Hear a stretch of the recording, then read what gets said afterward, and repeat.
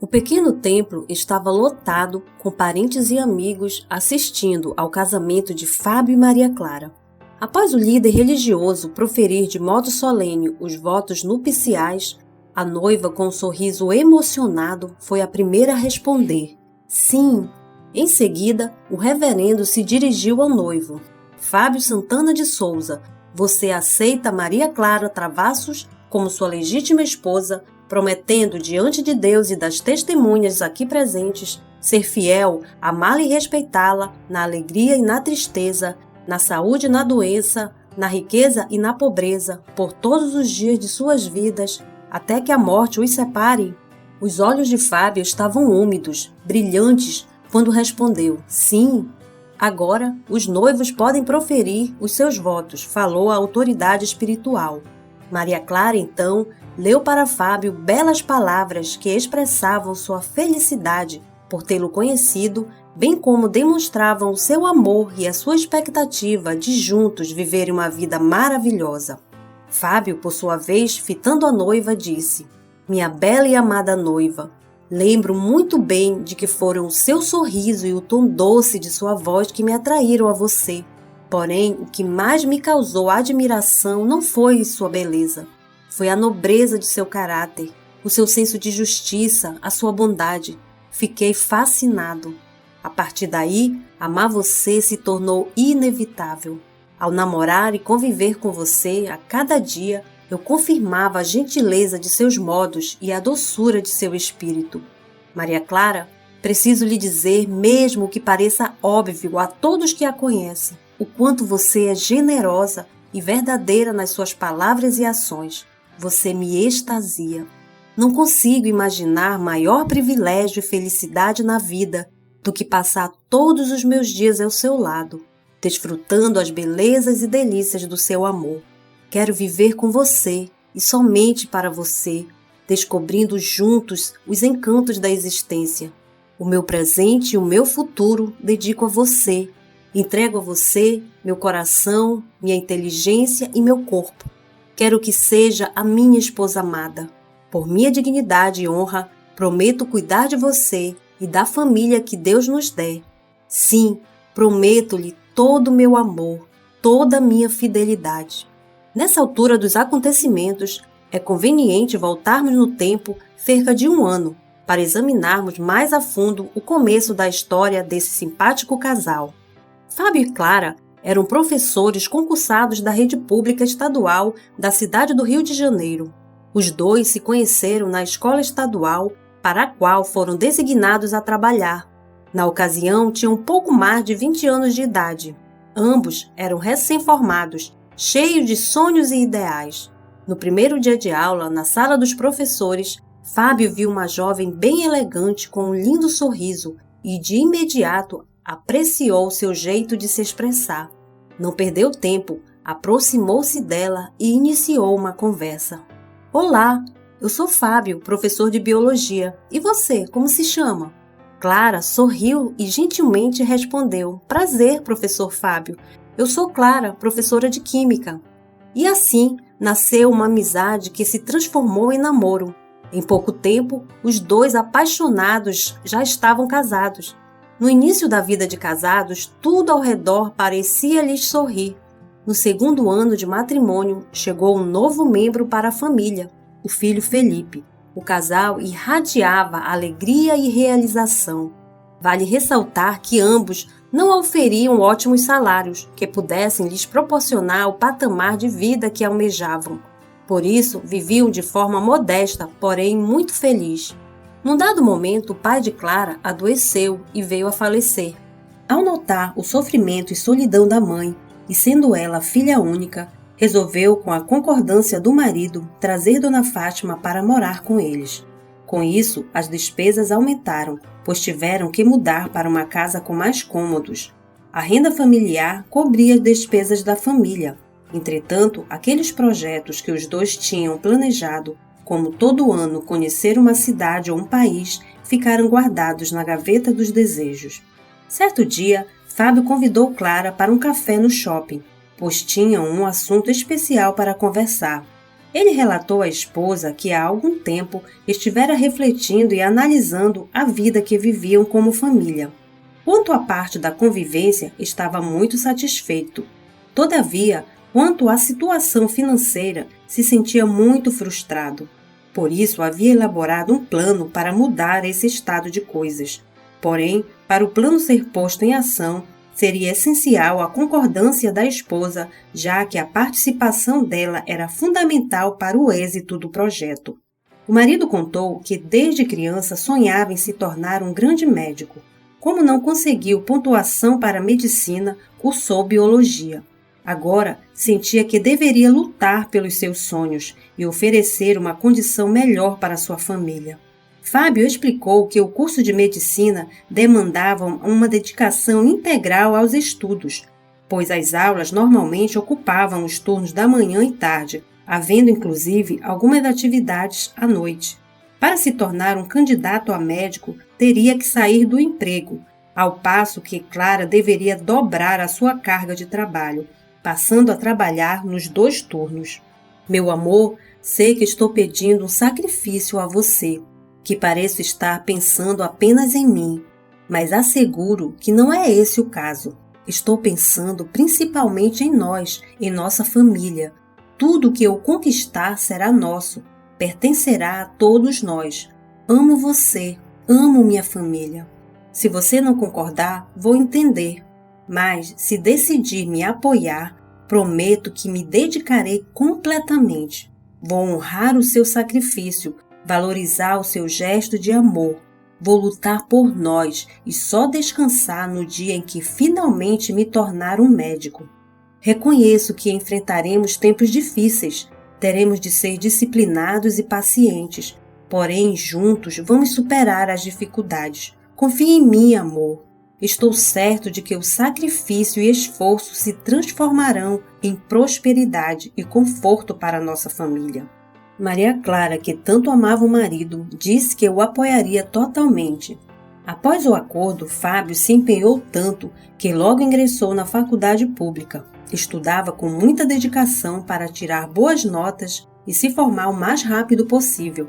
Queria começar a trabalhar para assumir as despesas da casa, que ora recaíam totalmente sobre sua amada esposa. O tempo foi passando e a família enfrentava algumas dificuldades, mas sempre havia amor e resignação. Clara saía tranquila para trabalhar, sabendo que seu querido esposo estava estudando e conquistando o objetivo. Também sabia que seu filho estava sendo bem cuidado por sua mãe. Nos finais de semana, o casal saía para dar uma volta com a família, incluindo Dona Fátima. Os 2 também dedicavam tempo para saírem sozinhos, namorarem, planejarem as viagens que fariam assim que a renda da família melhorasse. Fábio relatava com entusiasmo as descobertas nas suas aulas práticas de medicina. Clara compartilhava com o amado os seus projetos, estava articulando um mestrado em Química, assim que a oportunidade fosse favorável.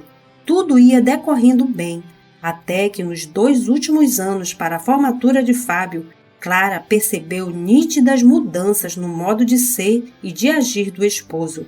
Infelizmente, as transformações não eram para melhor.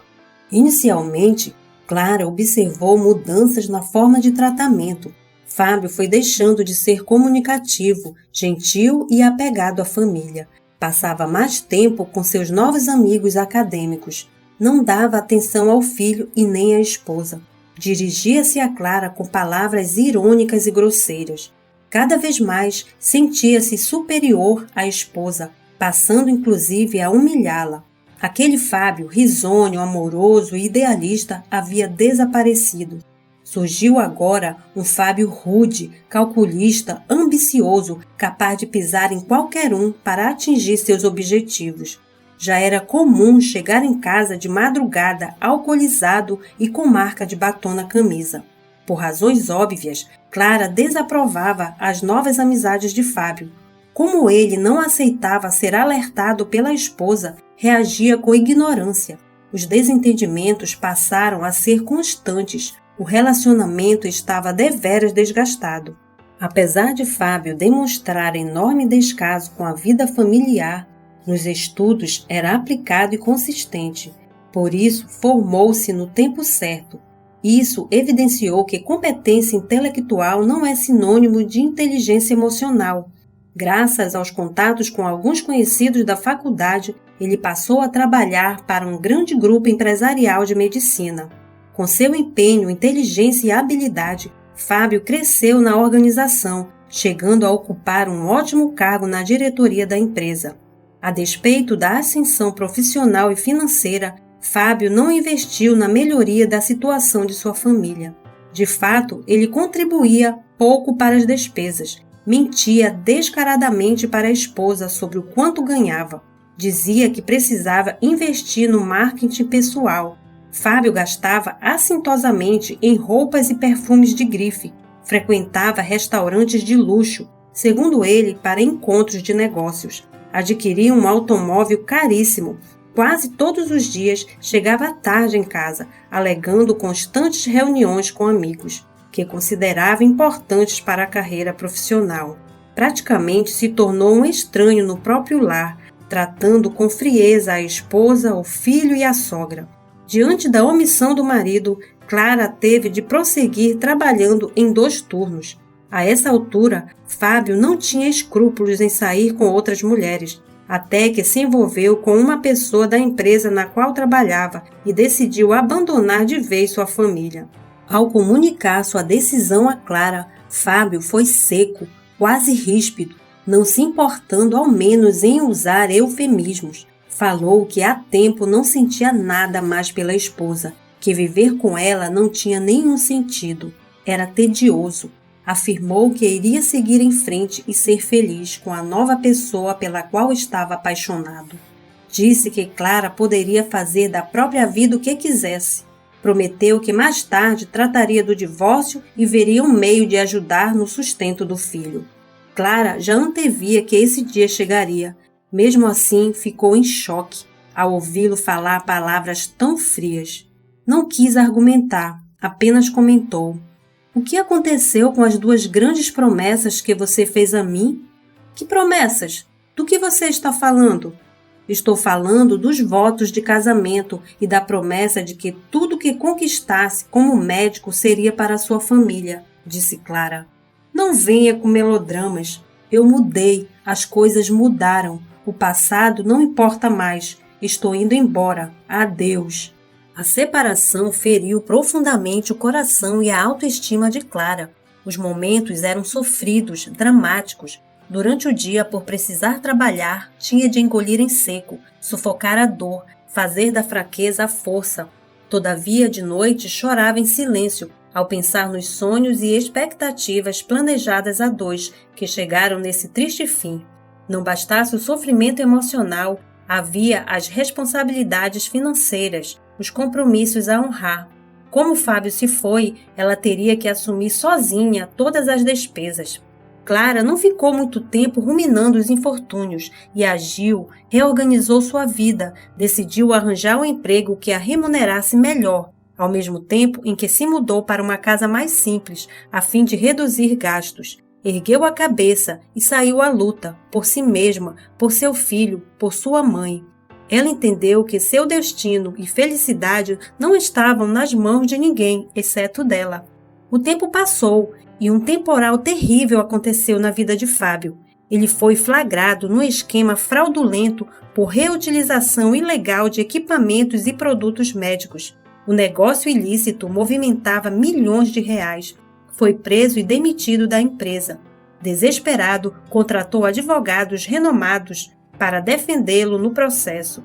Com a notícia de sua prisão, os amigos que pensava possuir desapareceram.